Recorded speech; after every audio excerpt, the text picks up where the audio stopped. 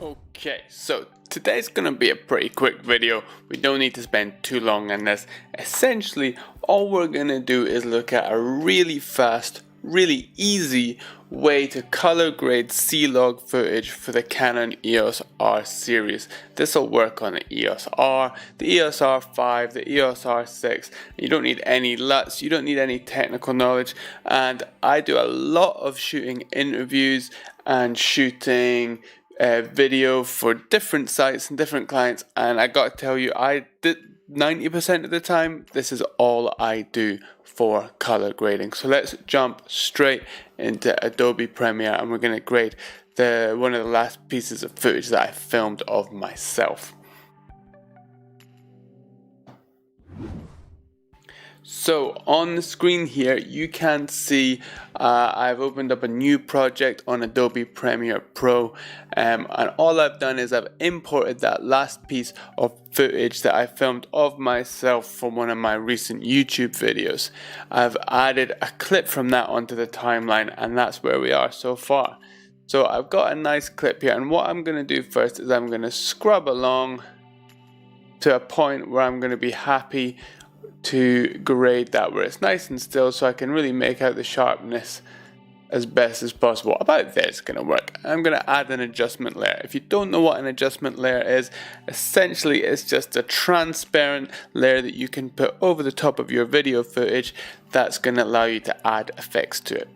To do that, we're going to go to our project tab here, and we're going to go down to this little new item sheet of paper. We're going to click on that, and we're going to click on adjustment layer. It's going to create an adjustment layer that's the right size for your footage. So you hit OK, and you're just going to click and drag that onto the timeline. We're going to drag it out to the same length. Now all of the color grading that I do is going to be applied to the adjustment layer. So if I don't like it, I can get rid of it. If I do like it, I can drag that layer out across all of my footage. So the first thing that I do when I color grade, you're going to need to have the Lumetri color panel on your screen, and you're also going to want to have the Lumetri scopes panel on your screen. More importantly, if you right click on that, you can see different scopes, and we want to have vector scope and parade on the screen.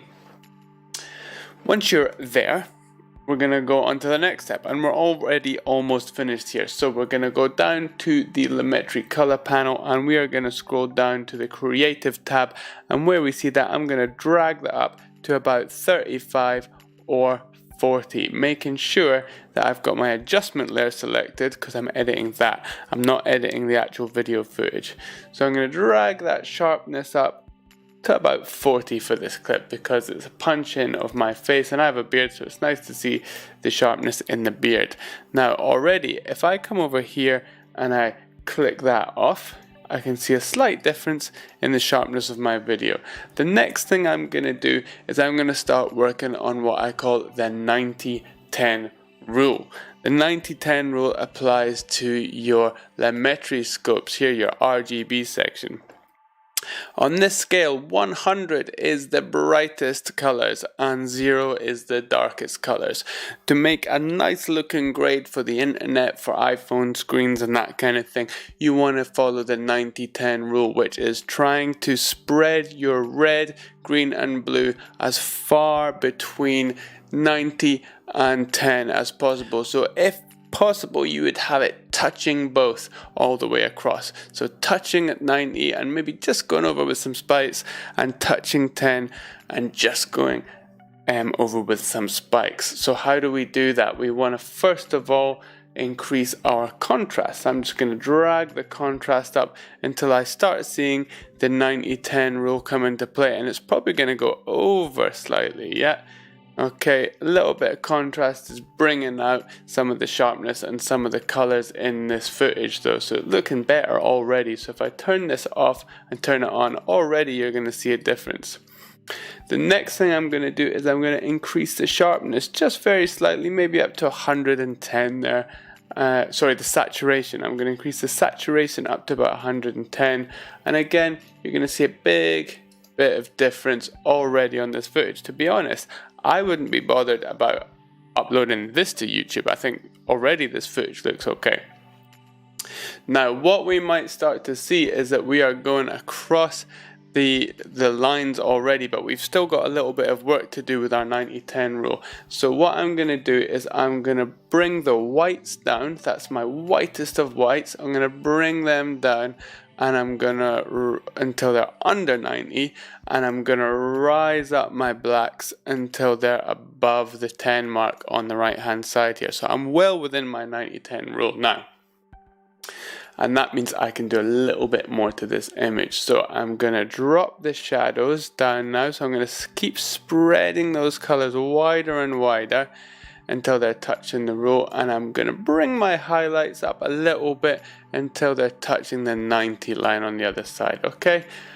And now we're starting to get somewhere. This is looking good now. So I might just increase the saturation a little more because my skin is looking a little bit dead around the face.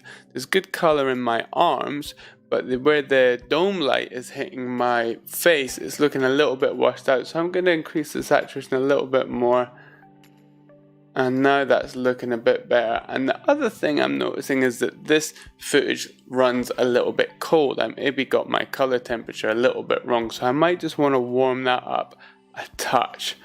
Just a touch. Now what you're going to see is as this warms up, my skin is warming up a little bit, but so is the wall behind me. Now this wall is white. It's not orange. Okay, it doesn't have an orange hue on it ever. It's always white, so I don't want that to happen. So what I could do in this case is, because I know the whites are at the top end of the colors, I'm just going to warm it up a little. And then just to finish this off, like I'm pretty happy with this now, but just to finish it off, what I might do is scroll down to the hue saturation curves tools here. And I'm going to go all the way down to Luma versus saturation, and I'm gonna and what that does is it controls the saturation against lights and darks. So you can basically set anything that was this dark, 0 saturation, or anything is this light, loads of saturation. And what I'm gonna do is I'm gonna put a little wave into this. So I'm gonna take the dark end of this and I'm gonna pull the saturation right down. And I'm going to take the high end of that and I'm going to pull the saturation right down. And that's something that you wouldn't really notice a big difference. But you can see now that the orange hue has started to go away in the walls there. It's not super noticeable, but it is there. Now, to finish this off, because it's a piece to camera and I'm talking directly to the camera, I want you focusing on me, not the things around me. So I'm gonna go down here and I am gonna add a vignette to this piece of footage. This is my little trick with adding a vignette. What I do is I'm going to bring the feathering all the way down and I'm going to bring the amount all the way down. And that means I can really clearly see the shape of the vignette I'm adding. I'm then going to play with the midpoint of that and the roundness of that so that I make sure that I get my whole person inside the vignette. I want my whole person to be in the light end of that. So I'm going to make a nice tall vignette and I might just bring that up a little bit, give me a bit more room. And now that I've done that, I'm going to bring the amount back to 0 and I'm going to bring the feather up to 100. So what that does, so just so you can see it, if you bring the feather all the way up to 100, you get the smoothest line off in your vignette. And that looks nice already, but I'd say it's a little bit too dark. So I'm going to bring the vignette up to bring the amount to just a little bit below 0. So it's a very subtle and soft vignette, but still bringing focus to me. And then I might bring the feathering down a little bit. Yeah, and it looks great. Okay, so that is it. That's ready to export. That's ready for YouTube. It's ready for your client. It's ready for whoever. This is the technique that I use 90% of the time. Why? Because I edit a lot of videos and color grading is a long process. So if you don't need to do it, if you don't need to make your content look edgy and cinematic because it's for a corporate client or the business world, don't spend a load of time grading. That whole process took about 5 minutes and it would work on 90% of the content that would go into the video. just so you can see how that looks. I can turn this entire layer off or on, and you can see a big difference in how the content looks. If I drag this adjustment layer to halfway across, you'll be able to see the adjustment layer kick in while the video is playing and show you the difference that is in this video. So all I would do now is export it at YouTube 4K and stick it on YouTube, and that is that. That's the whole thing. Now if you want this as a free LUT, you can ask in the comments. I'll export this as a LUT and you can play around with it, but honestly it's so quick and easy to make. You don't need to buy LUTs, especially for the Canon EOS R. It is just heaven for grading because of the high bit rate in the video. So that's that. I hope this was helpful. I feel like this is a helpful video for most people. If you liked it, please press like, press subscribe, comment. You can go and follow me on Instagram at John A. Isaacson. It's my photography account. And I will see you there. Okay, subscribe. I'll see you next time. Let me know if you want to know anything else about Canon EOS R footage.